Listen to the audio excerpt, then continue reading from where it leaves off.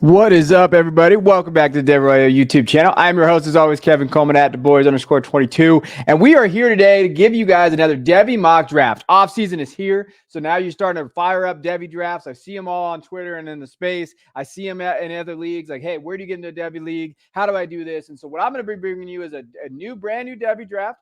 5 rounds with the 26 class included, of course. So we're going to be talking about Arch Manning, all these guys, and we're going to be diving into it. And I'm going to give you guys some player highlights and some picks I like and I didn't like, and just going to try to help you guys out with your drafts and value. So let's get into it right after the intro.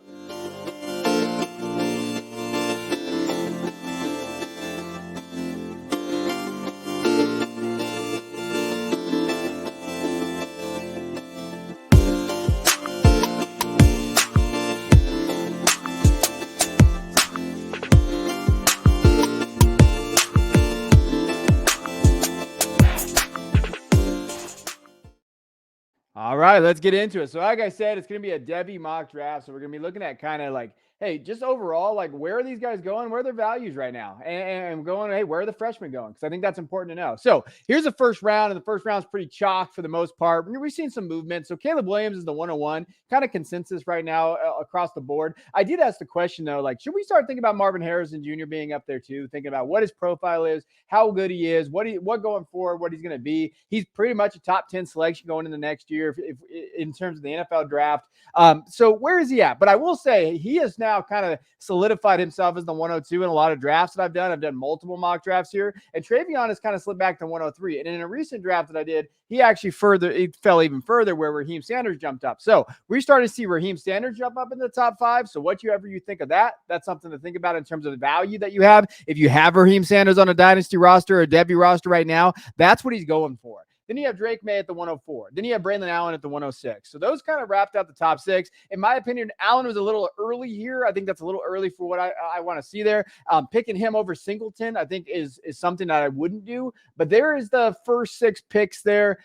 Again, just things to highlight. Marvin being at the 102. Travion's kind of slipping a little bit. Mays being in that top 5. And then Raheem's jumping up into that top 5 as well. Now, in the second 6 that we have here for the first round, we have Singleton jumping up to the 107. That's pretty a consensus place for him, 107 to 110 in that area. But again, I would have probably taken him at the 106 in this draft if Allen was still on that board. I wouldn't have taken him over. I would not have taken Allen over Singleton. Then you have Quinn Ewers still getting first round draft capital. And I am very confused by this in terms of how he finished the year, especially against Washington. We kind of saw him struggle.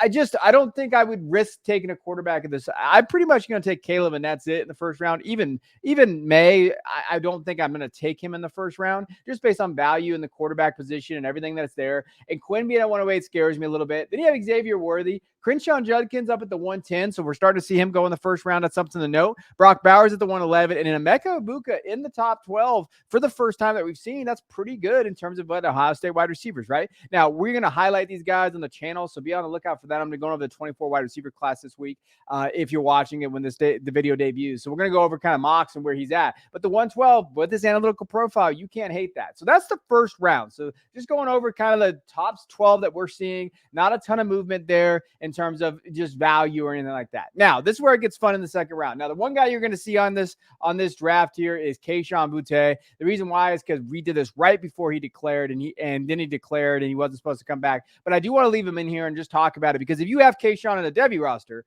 or if you're talking about like, where is he getting valued right now? So he's getting valued under all those guys we just saw, and Donovan Edwards and Will Shipley. This might be a buy season right now for Kayshon Boutte and Devy. And Devy never sleeps, right? So it's okay that he's on this board, because we're still talking about value and where he's going. So now you can kind of see where he's at, right? Now, if this is a startup and you're looking for startup, obviously just take out Kayshon Boutte and bump everybody up 1.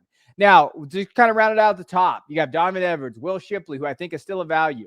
Then you have Evan Stewart going as wide receiver 1 now of that sophomore class over Luther Burden. So those guys have been flipping, flopping all this offseason that we've watched. That's something to note. Cade Klubnik being at the 205. Drew Aller at the 207. Pretty good value there. Malachi Nelson, 208. So first freshman quarterback off the board is Malachi Nelson at the 208. Then Jadon Blue at Texas. And then Arch Manning at Texas. And then Troy Franklin. And then Cedric Baxter at Texas. So we're going to see a bunch of Texas names up there. We are going to look at Cedric Baxter, who you can see there. We're going to highlight him here in a second. But I think the interesting point of this is, like, do you take Jadon Blue, who's 190 pounds, hasn't really seen the field, or do you take a shot on Cedric Baxter, who has a better profile? And I think that's the key of this second round that you you want to look at. So we're going to highlight Cedric Baxter, what he was able to do. Obviously, again, numbers are questionable in terms of max preps, but this is what we have overall, what was given to us. So just to kind of give you an idea of what was given to us or what I could find. So 1,300 yards is last year, 1,700 yards is junior year. He looks pretty good. His high school stats are pretty well. 10-2 record in Florida's second highest classification. So he did play in the second highest classification out there in Florida. So that's something to note. In 2022, when you're looking at what he did there, he had 7.9 yards per carry. He looks really good. Now, let's just pop on the tape and let's take a look at Cedric and see what we like. So the thing about Cedric that you're going to notice is like, hey, they did get him involved in different ways. So you're going to see here in punt return and kick return. I don't see him doing too much of that in college, but it is something to note that just explosiveness and what you like to see there. And I think the other thing with Cedric that you're going to notice, and I love this. This made me laugh the whole time. I love the big dog status. You're never gonna, you're always gonna see weird things when you watch Huddle, but that's my favorite so far. Hey, breakaway speed right there. You see that? I know I was enamored by the big dog status there. Here we go. But you'll notice it here. Able to break that hole, get it outside. Like this run is special. Like that's the kind of stuff we've seen from Travion Henderson in the past and Nicholas Singleton, right? So when we're trying to project forward, like, hey, what is this running back going to be? Cedric's right there. And you're talking about good size, good weight, and everything that you have there. Like that's legitimate. And it's hard for him to tackle him when he gets down in space. He cuts up field pretty well. He's got a good one cut and go. He's a good ball carrier in terms of just like, hey, keeping his head down. Big aggressive guy, especially looks for contact.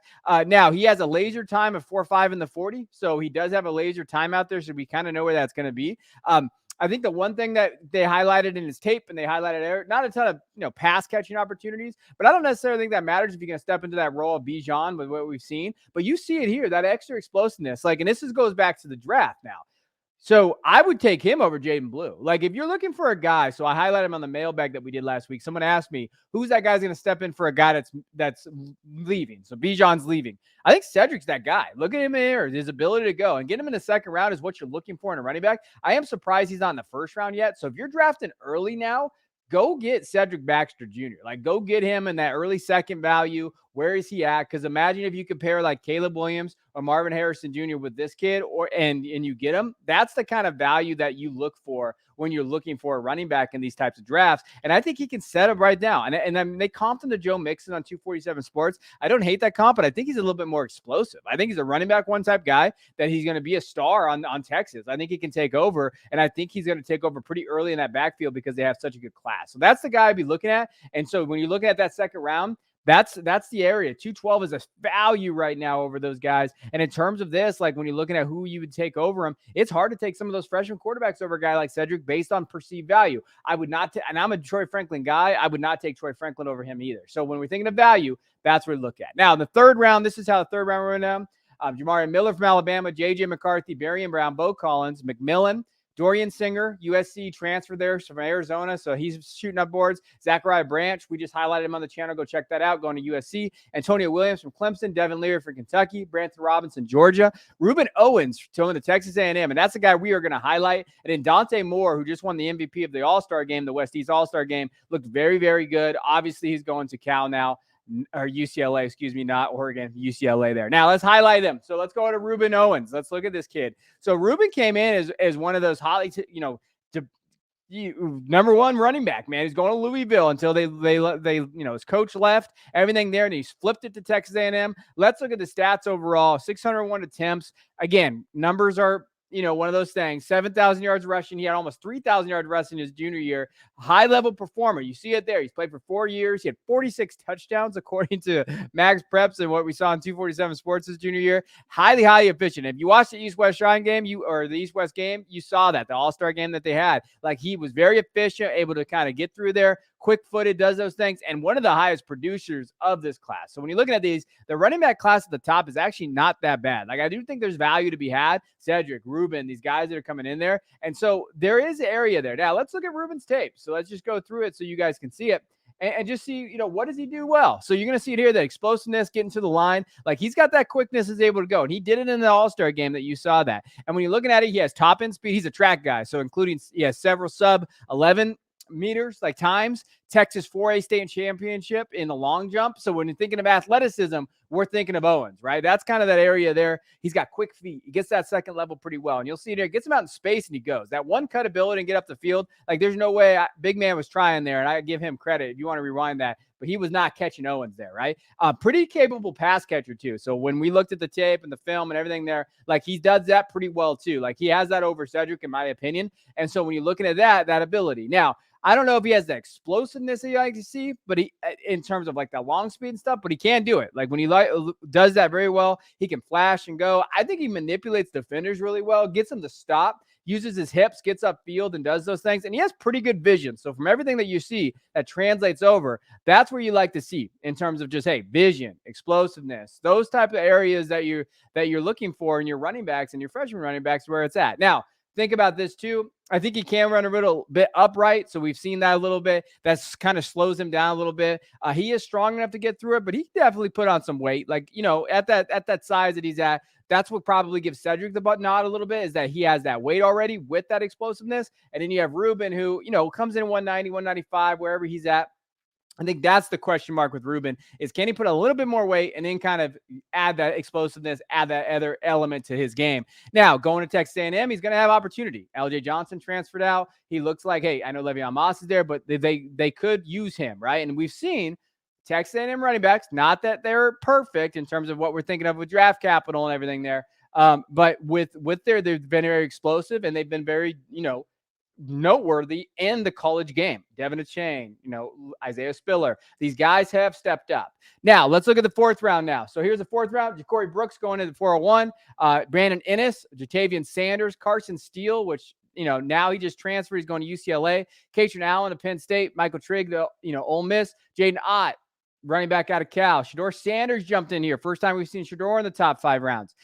You know, then you going through the list, a couple freshman quarterbacks. Damian Martinez, running back Morgan State. Marvin Mims. Obviously, he just declared, so he wouldn't be on there. But again, this is where Marvin Mims is getting valued. So it's good to kind of highlight that. But remember, we're here to highlight the freshman and talk about it. And that's going to be Brandon Ennis. Now, Brandon is a absolute dog. Okay, so 6 foot 190. He has absolutely performed very well when you're looking at just the numbers. Obviously, in 2021, and when you're looking at why you only have 341 yards receiving, it's because he had to play quarterback. He played almost 7.5 games at quarterback, and he just goes and plays. And the thing that scares me about Brandon as a Michigan fan is that Ohio State's getting a stud. Like, he's getting a guy that can change culture. And verified results, 4.6 40, shuttle 4.4. You're looking at his size, his vertical is 30 inches. So when you're looking at the things that he does well, okay, you have to highlight that and know that this kid plays very, very well. Now, when we're watching the tape, it's not a ton of tape because obviously, you know, senior tape's not necessarily out yet, but we're going to highlight him here, playing a little quarterback, playing a little wide receiver. And I think the big thing that stands out is just a game changer. Like, hey, he does well, creates separation with his feet. Hey, he's a yak machine. So that's the thing that they talk about. His yards after catch ability and to take it to the house. Like, that's going to give something. He's going to be freaking fun to watch at Ohio State in that offense with Marvin Harrison, with Emeka, those guys. It would not shock me to see him get in there early and be aggressive. That's where his vertical comes into play. Like when you're looking at that, pretty good testing numbers, right? So changing, you know, game-changing inside receiver as well. Going to work out of the slot, can work out of the outside and do those things. And then I got to throw in when he's, you know, playing quarterback, like you got to show this. And I think that one area of his game that's going to be fun to watch is just that he's that guy. He's just going to go out there and say, hey, I'm going to go do it all. You need me to play quarterback, coach? I got it. And that's something that Ohio State's kind of lacked at that position. Like, I think that they have great guys, but they've kind of lacked a guy like that on that roster. So just from a culture and a build standpoint, like that's kind of what you get with him. You see him here taking to the house. So he's got that athleticism. You got to like that. So when we're thinking of like what he is, that's Brandon. That's where you go. Then in the 5th round, so let's jump to the 5th. We got Devin Neal, Justice Haynes, Trevante Citizen, Hakeem Williams, who we're going to mention here to going to Florida State. Karen Graves is still getting drafted at Ohio State. Dylan Sanders from Colorado. So you've seen some Colorado guys jump in here. Matthew Golden, steal at 507. Absolutely love the Matthew Golden pick. I think that's one of the best picks in this 5th round. Dominic Lovett going to Georgia. Cameron Ward is still getting out there. Malik Neighbors, steal at 510. Absolutely great pick. Jonte Cook and then Bucky Irving, who a lot of people are talking about being really solid in that 24 class of running backs, is someone that you really got to watch. But we are going to highlight, again, another freshman here. Hakeem Williams, 6'3", 200, going to Florida State. First time that I've seen his name get called in one of these and drafted, so I definitely want to highlight him as always. Just looking at different guys here, right? Going to Florida State, has a chance to step right in that offense with Jordan Travis and those guys in one of the best teams in the ACC. And you'll notice it here. I mean, he breaks it away, and he's a very, very physical guy. Like when we're talking about what Hakeem is he's just a very physical guy. Goes up and go gets it. They comped him to Julio Jones, and you see here taking to the house right there. They comped him to Julio Jones at 247 Sports. I think that's really where you have to understand what he is, right? He understand how to win at the line of scrimmage, pretty good jabs, pretty good yak ability as well here, and just a physical guy. And again, kind of like Brandon, just that dude that wants to go win and go get it. 50-50 situation goes up. And they highlighted that he hasn't had very good quarterback situations, but he's been very competitive and very, able to kind of go get his and these yards after the catch and those type of things. Those are things you like to highlight. Didn't transfer, got vertical on all his routes, able to go get it. Like those are things that you really like. Really good at catch point, top end speed has raised questions, but I think when you look at it, like he does have one of the fastest verified max speed marks of the 23 class in advanced metrics. That's what 247 highlight pointed out. Like he does these things and he's going to be able to grow into that role. And this is the type of stuff when you're talking about like fifth round, where are you shooting for in fifth round? Upside, right? And I think there's a lot of question marks with Devy drafts right now because there's so many uncertainties at that third, fourth, fifth round. Who are you going to go get? So this is a guy coming into a very, very good offense. They really utilize him in different ways. And I think that they're going to also utilize him kind of as an H-back or a tight end set. I know they have Jaheim Bell and they got some transfers there. We're thinking of what Florida State's been able to bring in, but they're going to use him around the field. I think that's what versatility is going to do him very well going forward in the next, the next kind of areas that you like to see in terms of like, NFL status and those types of things. But he is definitely going to be winding up outside. And he does this here. I mean, these guys are small. You can see on the high school tape, but hey, his ball tracking is there, able to catch it, do those things. Double machine too. When you talking about him being a basketball kid, like he projects very well as an athleticism. They highlighted that in his tape. Scouts have highlighted that. That's where you get this catch ability, kind of goes up, get his feet down. Like Hakeem, he's an interesting player. Hakeem Williams is going to be one of those guys that we're like, okay, what can he be projected for? Now, you notice the production hasn't been there. Quarterback play is one of those things that they highlighted in this. But again, something to look forward to going forward. So there's our draft. There's our 5 rounds. I hope you guys got some insight of where these guys are going, where Arch is going, where these quarterbacks are going. The biggest thing is I'm going to tell you right now, Cedric is a absolute steal. So if you can get Cedric Baxter in your leagues, that's the guy I'm going to highlight. I've highlighted these guys in the past, these running backs. He's someone I have my eye on. So if you can get him in that second round, I think that's the best value you can get right now. So I appreciate it. If you've been watching, hit that like and subscribe button. We'll see you guys next week.